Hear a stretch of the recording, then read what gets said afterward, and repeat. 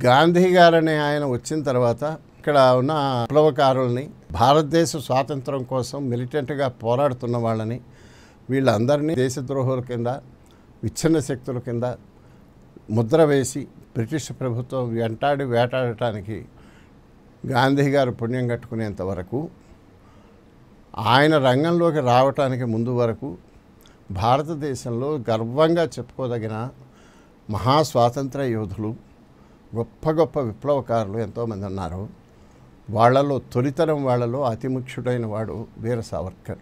Barrister చదువు కోసం ఇంగ్లాండ్లో వెళ్ళి అక్కడున్న 5 ఏళ్ల కాలంలోనే బ్రిటన్లో ఉన్నటువంటి విప్లవ సంస్థలు, విప్లవకారులతో సంబంధం పెట్టుకోవటమే కాకుండా అమెరికా, ఫ్రాన్స్, ఐర్లాండ్ అటువంటి సుదీర ప్రాంతాల్లో ఉన్నటువంటి విప్లవకారులతో కూడా సంబంధాలు పెట్టుకుని వాళ్ళతో భారతదేశ స్వాతంత్రం కోసం గొప్ప పోరాటాలు చేయటం ఎలాగా అన్నది ఆలోచించి తీవ్రమైన ప్రయత్నాలు చేసినవాడు వీర సావర్కర్.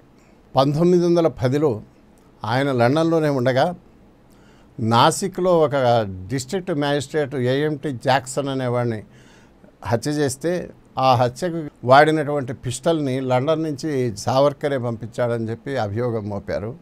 ఆ అభియోగం మీద లండన్లో ఆయన 1910లో అరెస్ట్ చేశారు. దుర్మార్గంగా అక్కడి నుంచి తీసుకొచ్చి ఇండియాకి తీసుకెళ్ళడానికి ఓడెక్కిచ్చారు. ఆ ఓడలో ఆయన్ని తీసుకువస్తుండగా ఫ్రాన్స్లోని మార్సిల్స్ దగ్గర ఓడ వస్తుండగా అక్కడి పోర్ట్ హోల్లోంచి నావలోంచి దూకేసి ఈదుకుంటూ పారిపోయాడు. మళ్ళా బ్రిటిష్ బలగాలన్నీ వెంటబడ్డాయి. 1 కిలోమీటర్ దూరం పరిగెత్తిన తర్వాత ఆయన పట్టుకున్నారు. పట్టుకొని తీసుకెళ్ళి అండమాన్ జైల్లో పారేశారు. భూలోకంలో యమలోకం లాంటి అండమాన్ జైల్లోని సెల్యులార్ జైల్లో అప్పుడు ఆయన వయసు కేవలం 28 ఏళ్ళు. ఆయనకు 2 యావజ్జీవ కారాగార శిక్షలు, అంటే మొత్తం 50 ఏళ్ళు. 28వ ఏట అక్కడికి వెళ్ళినవాడు 78వ ఏట బయటకు వస్తాడనమాట. అటువంటి చేసి ఆయన లైఫ్ని కండెమ్ చేసి అందులో పారేశారు. కాలాపాని అంటారు. ఆ సెల్యులార్ జైల్లో పరిస్థితులు ఎట్లుంటాయో చాలామంది చూసే ఉంటారు. ఆయన అందులో ఏకాంతంగా మనిషిని పిలిచినా పలికేందుకు ఎవడూ లేనటువంటి ఒక చీకటి కొట్లో 6 నెలల పాటు వేశారు.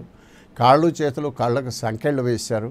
గానుగకి ఎద్దును గట్టినట్టుగా ఆయన గట్టేసి చుట్టూ తిరుగుకుంటూ నూనె తీయమన్నారు.